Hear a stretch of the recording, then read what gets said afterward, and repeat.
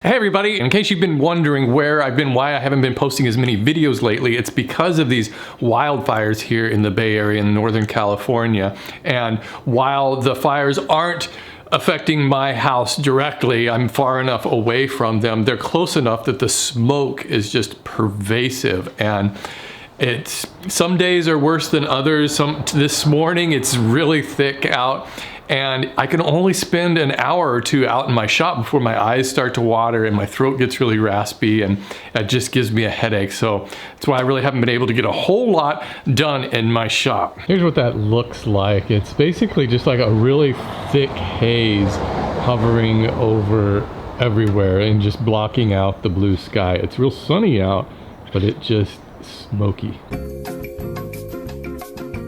Hey, it's time to catch up with Antonio and see how his Shoeshine box is coming. If you're new to this segment and don't understand what's going on, I am working with Antonio from the Real Men, Real Style channel, and a while back he asked me, he's a brand new woodworker, and he asked me if I could help him build a Shoeshine box. He's all in about men's style and taking care of yourself and dressing nicely. And I said, sure, I'll help you out with it. Why don't we build one together? So we're slowly going through the process of building this Shoeshine box. So let's see how much progress he's making. Steve, I've got my 4 boards. Took a little bit longer than expected. I tried to follow your directions as best I could. Made a few mistakes here or there. Had to go back and do a couple things, but nothing actually really bad. It just simply, I didn't expect, you know, the time periods between the glue, having the sand things, then trying to fit it in with everything else I got going on. That's one of the most common reactions new woodworkers experience, is they didn't realize the time periods it takes, especially when you see videos on YouTube and everything is compressed into, you know, a 7 or 8 minute video, which could really take days and days to make. A couple of things to consider. One, the more comfortable you get making cuts and doing the different procedures, just the more reps you get in, the better you're going to get at it, and the faster you'll get at doing all of this and working out a schedule. The second thing is, we don't need to be in any kind of a hurry. We're hobbyists. The whole point of woodworking is to just enjoy the experience and the time spent in the shop. Sometimes there are days when I'm just in a groove and I'll spend hours out in the shop. There's other times where I come out and do a 20-minute sanding job and I'm just done with it. For me, the most interesting part about this was realizing I had tools and I never even knew how to actually use them. Again, you're not alone.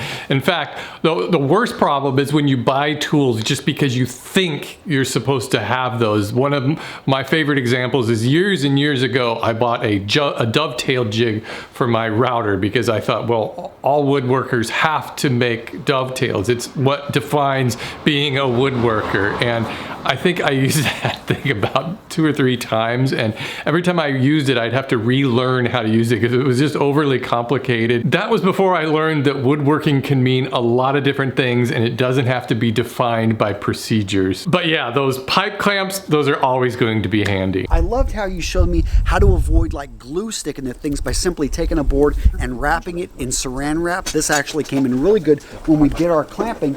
But my 4 boards, I've got these things, we've now sanded them, they're all the same size, well, really close to being the same size.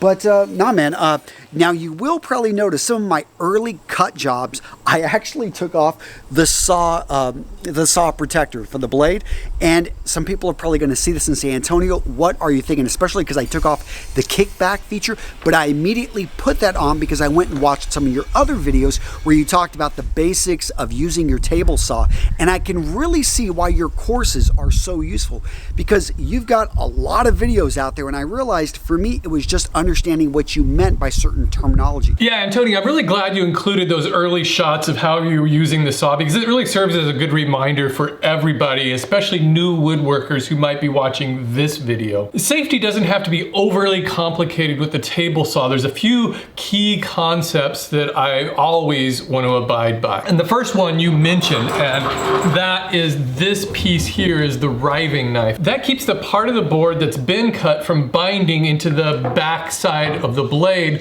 which is spinning this way, which could cause kickback. Kickback is the #1 source of injuries on a table saw, and that's where a piece of wood actually will come shooting back at you and can cause a lot of body damage. So yeah, never use a table saw without that riving knife in place. Now, as far as the blade guard, I actually have a separate video on should you use a blade guard or shouldn't you. A lot of people choose not to use a blade guard, and if you're going to be using the micro jig grippers, you have to remove the blade guard to use them. Micro jig. Oh yeah. And there's also a lot of other procedures you need to do on a table saw that would require you to remove the blade guard. Whenever you can use the blade guard, I recommend using it. The main reason the blade guard is there is to prevent wood from falling on the blade and then shooting back at you, and it serves as a reminder of where your fingers should be. The second thing I want to point out is that either use the miter gauge or the rip fence when you're cutting all the way through the board, but don't use both. So if you were to make a cut with the miter gauge like this, don't have the rip fence set up against the board like this. The problem with that is this piece, when it's caught between the rip fence and the blade, could bind, and then that will kick back at you. But there's plenty of times when I do use the rip fence to kind of measure the width or the length of a board that I'm cutting. And what I'll do is I'll just use a block like this one, and then I'll measure the size of the board that I want to cut, lock my rip fence down, and then this board can sit back here. So then I can pull my workpiece over to that, get it locked in. I know that's the size that I want to make. And then when I feed the board forward, there's plenty of room between the end and then the rip fence. The second question that often comes up is when to use the rip fence for cuts and when to use the miter gauge for cuts. And I think it's kind of self-evident in a way that if the board is longer that you want to cut this way, you need a long fence to run it along like this. Whereas if I'm trying to cut this way, a cross cut, there's not much support here that the rip fence has to offer. And again, I'm likely to bind that board. So I would want to use the miter gauge for that cut. In general, you use the miter gauge for cross cuts and the rip fence for, well, rip cuts. Of course, like everything in woodworking, there's exceptions, but we'll save those for when we get to those points. The last bit of advice I like to always reiterate is to imagine your cuts before you make them. Do a dry run in your head. So what I mean by that is you kind of set up your workpiece, figure out where your body is going to be. I usually like to be right behind the slot of the miter gauge, off center of the blade. I don't usually want to stand right and directly in front of the blade in case there's kickback.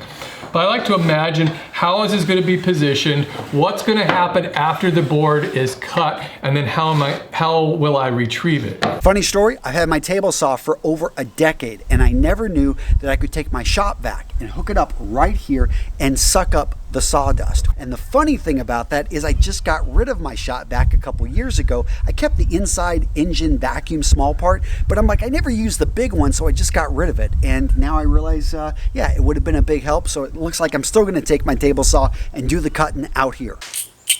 Is it videoing? Mm-hmm. Hi.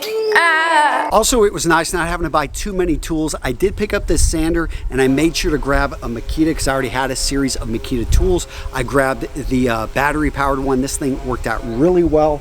I did also get some of the clamps that you talked about. I probably actually didn't need these, but I grabbed them anyway, and I'm happy I did because, like you said, you can never have enough clamps, and I already had a little set that I was able to make good use of. I also picked up this square, very simple tool. I didn't have one, and hey, it got the job done, and I'm excited to jump into the next part. Those were really smart tool purchases. I like that you bought them because you needed them. Too often, woodworkers go on a spending spree and just start buying things just because they might need them in the future. It's super handy to have that framing square, and I'm jealous of those Jorgensen trigger clamps. I don't have any like that, and those are really good ones. And I noticed that you used those on the top part of that glue up, which was also really smart. It's a good idea to have clamps on the underside of the panels and then on the upper side, just to kind of even it out and prevent that panel from bending one way or the other. Seriously, Steve, what am I going to do with this board? When do we start putting things together? I'm I'm excited to see what's next. Actually, we kind of started off with the most difficult part of this project. Gluing up panels is never, I don't think it's ever a lot of fun.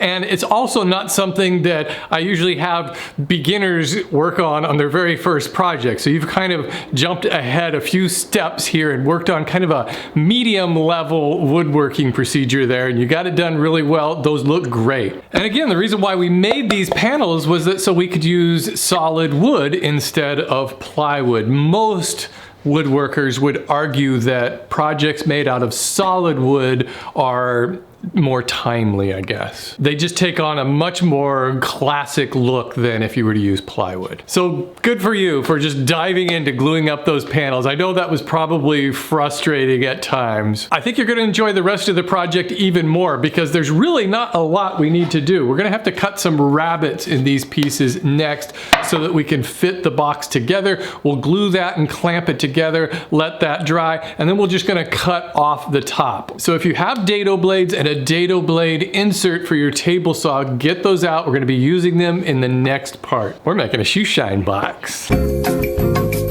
Hey everybody, thanks for joining me today, and join me in my next video. I want to get back to that cat tree. I'm looking at it right now. It's sitting out in my driveway. I think I've come up with a good way to make the base. I'm kind of using like a Christmas tree stand method where I'll just make a box out of 2x4s that I can bolt into it and then attach that to a larger platform. I set up the tree in my shop here, and it's actually pretty well balanced as it is. It would stand without me holding it. I've got some ABCs of woodworking, I've got some viewer mail to catch up on, and a lot more. So I'll see you next time.